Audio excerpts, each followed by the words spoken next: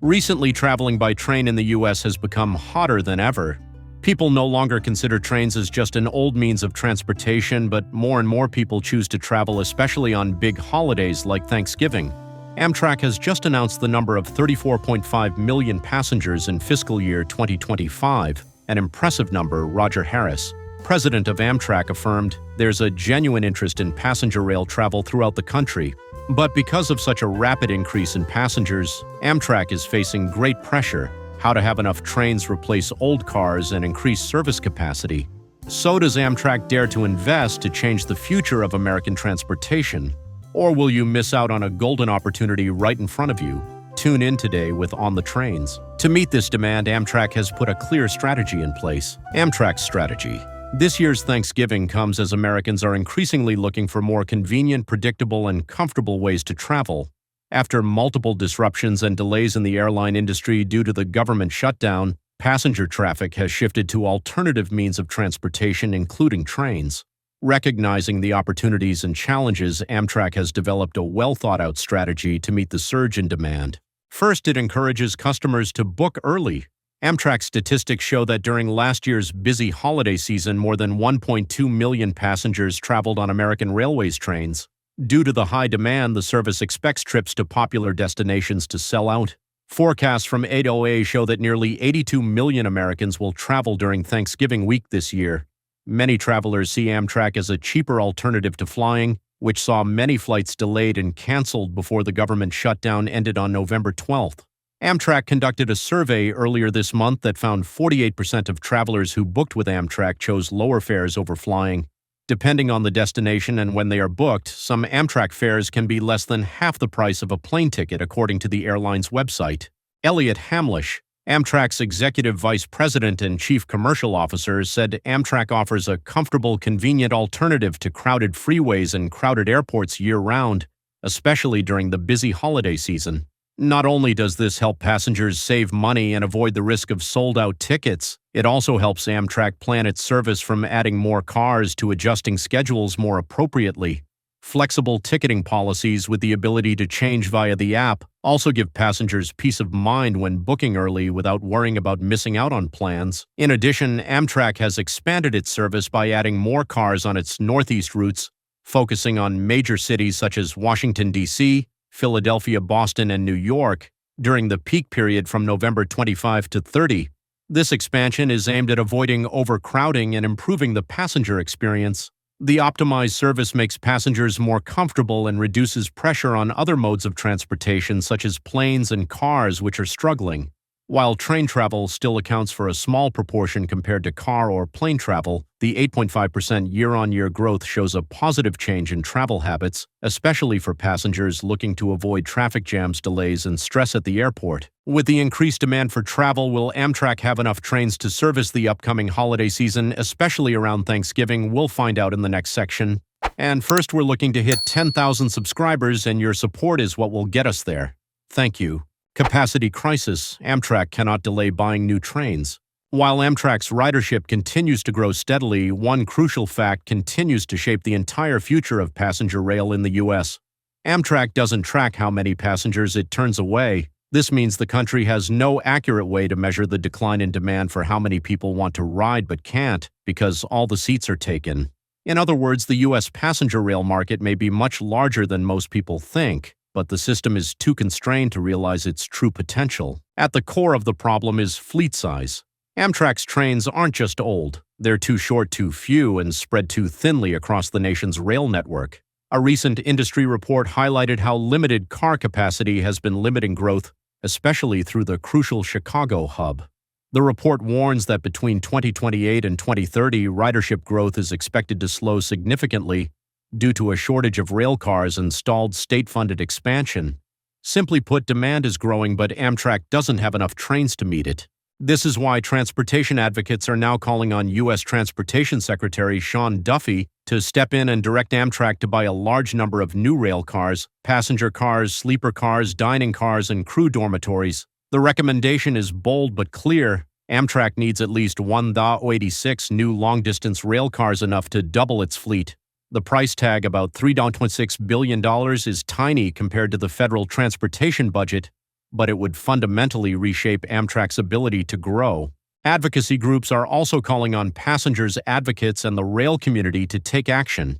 They encourage outreach to federal and state representatives, and especially local mayors who have significant political influence on rail funding issues. Congress listens when the community speaks, and without political pressure, Amtrak's fleet expansion is at risk of being delayed again. The most pressing concern is the aging fleet. Many rail cars are nearing the end of their useful lives and will soon be beyond repair. As these cars break down, they will be permanently removed from service, shrinking an already overburdened system. Each year that no new equipment is ordered, capacity will naturally decrease as older rail cars continue to be retired. This makes the coming decade a critical turning point. Either Amtrak expands or shrinks. There is no middle ground. Economically, the need for new trains is obvious. Each car costs about $3 million, a significant amount individually but relatively small compared to their long-term financial returns. A car can pay for itself in a few years through ticket sales, dining revenue, and increased route capacity. It then continues to generate revenue for 30 to 50 years. From a purely business perspective, not adding more cars is not just a missed opportunity, it's bad economics. And the consequences of the capacity shortage are playing out right now. Travel demand peaks every Thanksgiving, and 2025 will be no exception. The busiest week of the year makes it impossible for Amtrak to ignore the restrictions. New York, Syracuse sold out on all 4 daily trains. St. Paul, Seattle sold out. Chicago, Omaha sold out. Washington, Atlanta sold out. But the biggest challenge is timing. Ordering new trains is not a quick process. From contract approval to final delivery, it can take 5 to 10 years to receive new cars. The situation is summed up perfectly by a Chinese proverb. The best time to plant a tree was 20 years ago. The second best time is now. If Amtrak wants to avoid a crisis in the early 2030s, it must plant the seeds today. That's why many experts argue that once Amtrak begins buying new trains, Congress should go one step further and fund a continuous annual procurement program that ensures railcar production never stops. This would stabilize production, reduce long-term costs, support domestic railcar jobs, and ultimately give Amtrak a reliable source of modern equipment to replace aging railcars and grow with demand rather than falling further behind. Beyond buying trains, Amtrak faces other key challenges. Challenges and necessary solutions. One of the biggest problems is the limitation of infrastructure and resources. Producing new train cars is not something that can be done overnight, due to overloaded factories and complex processes. This requires a long-term strategy and calls for close coordination between the federal government, states, and Amtrak to ensure appropriate funding and policies. In addition, upgrading and maintaining the rail lines also needs to be prioritized because the new train fleet will only be most effective when there is a modern, safe, and smooth rail system. Currently, many Amtrak lines still face limitations in speed capacity and reliability, leading to delays and reduced service quality. Parallel investments in infrastructure will not only increase capacity but also ensure safety and improve the passenger experience. In addition, Amtrak needs to focus on developing ancillary services such as convenient online ticketing, fast trip information updates, and loyalty programs to retain passengers for the long term.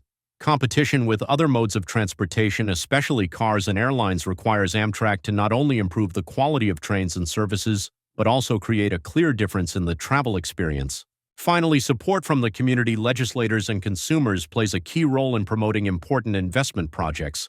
The active advocacy of Amtrak by citizens and organizations will contribute to pressure on Congress to increase the budget and speed up the progress of procurement and upgrading projects.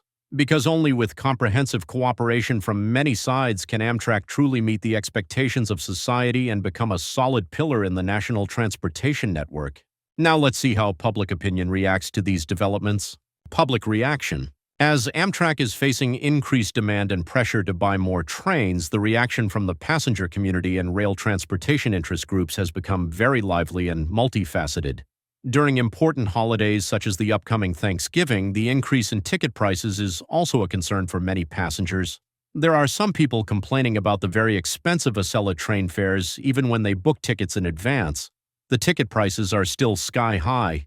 They want to try riding that fast Acela train once. Some passengers also said that the incentive to book 1-2 months in advance helps them save a lot of money, avoiding buying tickets at the last minute at much higher prices. Besides, some people think that Amtrak is trying to squeeze every bit of ticket revenue to make a profit, but there are also opinions defending Amtrak why reduce ticket prices when passenger numbers are at a record high.